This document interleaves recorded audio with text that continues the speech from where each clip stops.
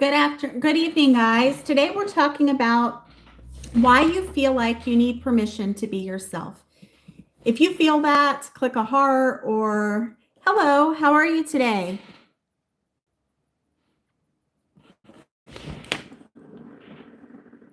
Welcome, Abdul. So, if you've ever felt like you've had to check if it was okay to be yourself, this didn't start with you. This most likely started with an expectation that you needed to be a certain way to be liked, to be valued, to be appreciated, so that maybe you didn't embarrass your family or embarrass yourself or were made to look silly or bring any shame or anything to the family, which is kind of harsh if you think about it. Um, so ultimately, what happens when we're kids is we take cues from the people in our family. What do they hold dear and what do they despise? So, as children often do, they want to do more of the things that we want them to do. They want to be what we want them to be. And they want to do less of the things that we don't want them to do. And sometimes they have issues being able to control that, right? So, if they have learned in their family environment that oftentimes you don't say what you actually mean, you project an image of what you feel is respectable so that you don't create any issue for anyone. So you try to do things that are going to make you look a certain way, even though you may or may not have that actual personality or that actual part of who you are. So you learn to essentially feign or pretend to be a certain way that may even be contrary to who you actually are. And so you are essentially performing so that you can be the type of person that your family expects you to be. Now, oftentimes, I'm the type of person I have never pretended or I just can't. Makes my stomach hurt. I can sense fake people and things like that.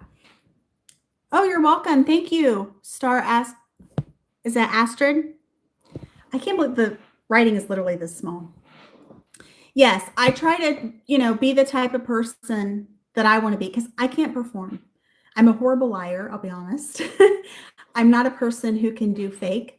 And I know that a lot of people have that innate in the fact of maybe their family's putting a lot of pressure on them because they want them to present a certain way. Maybe they're, a wealthy family, or maybe they're a family that's connected and they want to continue with that progress for whatever reason. And so it can be extremely difficult to endure like the conditioning and knowing that you have to act a certain way, even when you don't agree with that. If you're literally railing against it and are so unlike the person who wants to pretend and perform, because that's exhausting. And it's also exhausting to have to go through that and try to remember or try to continually perform and be consistent so that you please other people. When in fact, you're disappointing yourself, you're putting a lot of work on yourself, and you know that it's a lot of work. And it's also probably frustrating and disheartening trying to remember what you said to whom, and what investments you've made, what you've said here and what you've said there.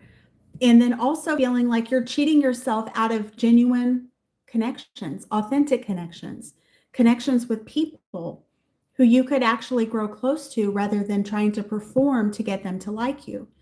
And ultimately, yes, it's nice to be liked, sure. It's nice to be valued and have people want to spend time with you and want to be your friend. Sure, that's great. But if they're not really your true friends, as they say, I'd rather be loved for who I am than hated for who I'm not, because that's the true thing. Are these people going to stand by you, or are they also being fake? Are they also pretending or putting on a show or performing? Because that's what their family wanted them to do as well. So it's kind of this scenario where it's like, what is the real deal?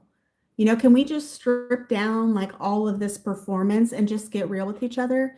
Can we talk about like our feelings? Can we talk about what we want in life, who we actually are? Can we look at ourselves in the mirror and recognize the person staring back at us? Or do we feel like we also have to perform there too? So I mean that can be a difficult balance there. You almost wonder, when does my performance end and where does it begin? I'm not really sure anymore. And that can be a real question to a lot of people who are being forced and pressured to be a certain way, in a way that they don't agree with, a way that doesn't feel comfortable to them, maybe even upsets their stomach, where they have somatic symptoms from all the stress and the pressure of trying to conform to what other people want them to be. Because ultimately, that would be difficult. That would be hard to actually know every single day that you have to perform. I couldn't do it. Hello. Hello, Ghost Star. Hello. It would be extremely difficult to know that I had to wake up every day and perform, to look a certain way, to be dressed to the nines, to be not me, not for me at all. I'm thankful that I wasn't raised in that particular environment. I'm also blessed to be able to not have to worry about those kind of things. Hello, how are you, Ghost Star? Welcome. My name's Buffy, for those of you that don't know me. I'm a women's lifestyle creator on YouTube, TikTok, and Instagram, covering topics like women's lifestyle. Also, I have 2 podcasts. One is Recovering Perfectionist Mama, Grace in Progress, which is a psychology channel, which it deals with a lot of these topics here.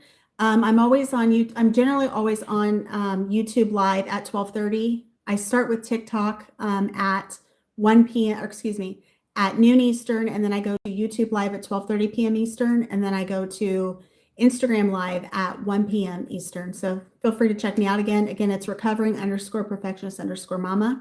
And my second podcast is called Grace and Gavel with the ampersand. It's where truth meets compassion. It's a true crime channel. I'm an almost 18-year criminal defense attorney, and I go into the legal analysis. If you're a true crime junkie, feel free to check that out. But going back to that, so I think it can be extremely frustrating to know that no matter what you do at times, potentially it might not be good enough. It's like, are people actually believing that this is who I am? How will I actually be able to make true connections of people who value who I am, where I don't have to check if I have to be a certain person? And, one of the movies that always struck me when I was a kid, I know I didn't realize at the time because I was much younger when it came out, but The Heathers. Anyone watch The Heathers? Where all these girls are named Heather and they all secretly hate each other. And essentially, they were living the facade of the life because that's what they thought they were supposed to do. And the connections weren't there. The friendships were fake. Everything was just, welcome. Welcome, Elena. Welcome back. And so it was literally just like a pretend environment where everyone thought that that's what they had to do. They didn't really know each other. They didn't really care to know each other. And then Christian Slater's character was extremely evil and mean and all that. And then I think of the semi scene and all. I mean, it's just crazy to think about that people are actually having to water themselves down so that they're palatable or potentially likable to other people. But ultimately, I think that we learn from this and the fact that we don't need permission to be ourselves. We can be ourselves and be happy about that. I'm sorry to hear that. Ghost, I'm really sorry to hear that. That has to be difficult. Is it difficult for you? Ultimately, I think the people, and I truly believe this, I think that the people that are meant for you will find you, because people, I feel like we attract the people that are meant for us. I don't know. I could be wrong on that, but I've always felt that.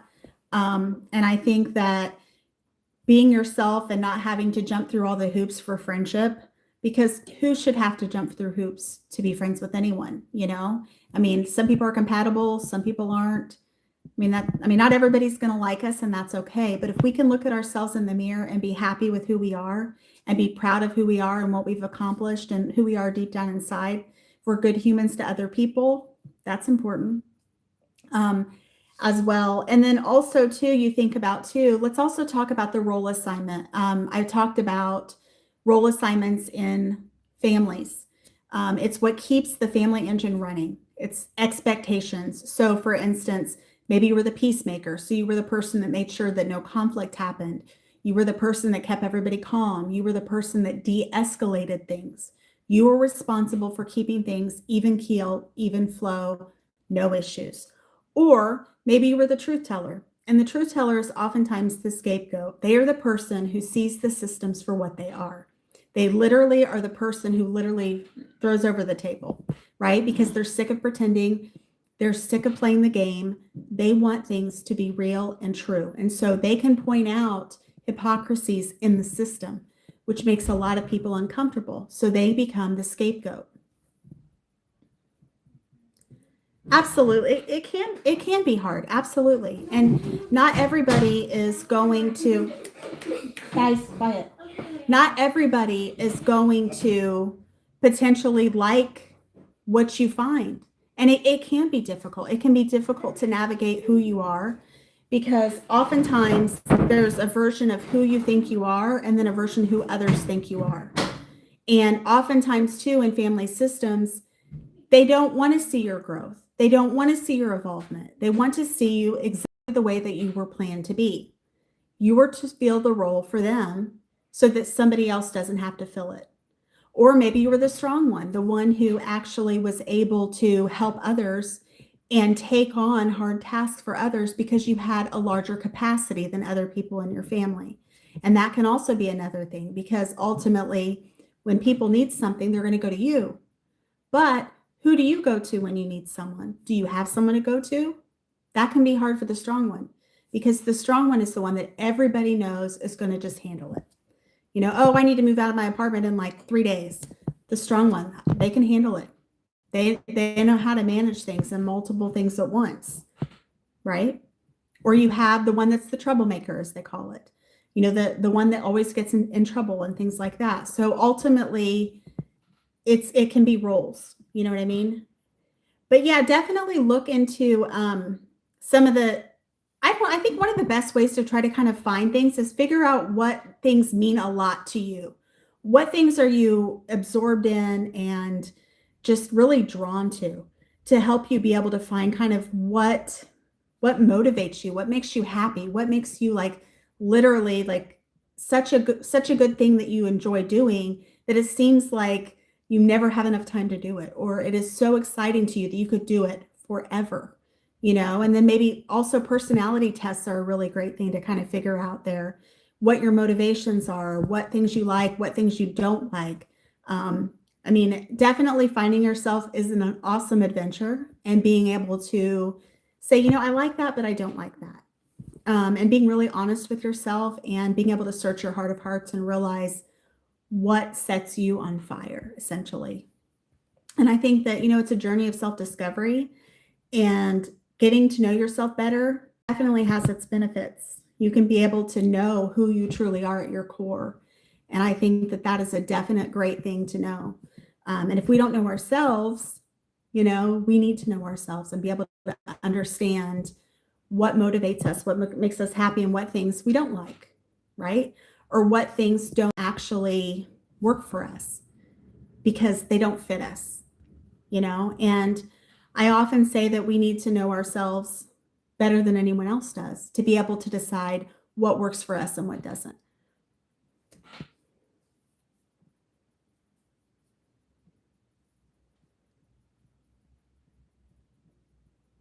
Yep,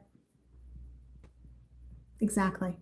And that can be difficult. And oftentimes families are some of the hardest systems to navigate, because you know, oftentimes there's a lot of chaos in family situations, especially when there are decided roles and there's things that they demand to be done.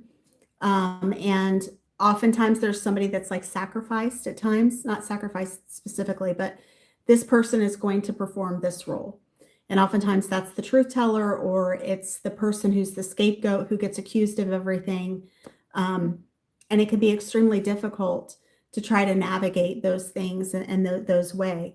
And oftentimes, let's also talk about permission and authority oftentimes get blurred. So it can be a scenario where you are literally wanting to ask for permission to do a certain thing. But ultimately, you have autonomy over your life and your body and the things and your decisions that you want to do. especially if you're an adult, especially if you know you're a mature person and you're dealing with things and not doing illegal things and things like that, of course. But permission and authority can get blurred. And oftentimes, too, it seems like there's a lot of control in those families because there's an image to maintain. And images, you know what images are? Images are essentially a superficial way that people think that they know other people because they have this image. But how many times have we seen images busted, especially in politicians and, you know, authority figures and things like that? Nobody's perfect, right? And also, I do want to say perfectionism is oftentimes a trap. No one is perfect. No family is perfect. No system is perfect, you know? And so putting all that pressure on you to perform and to be perfect and to do everything correctly can also there's a hidden cost to that.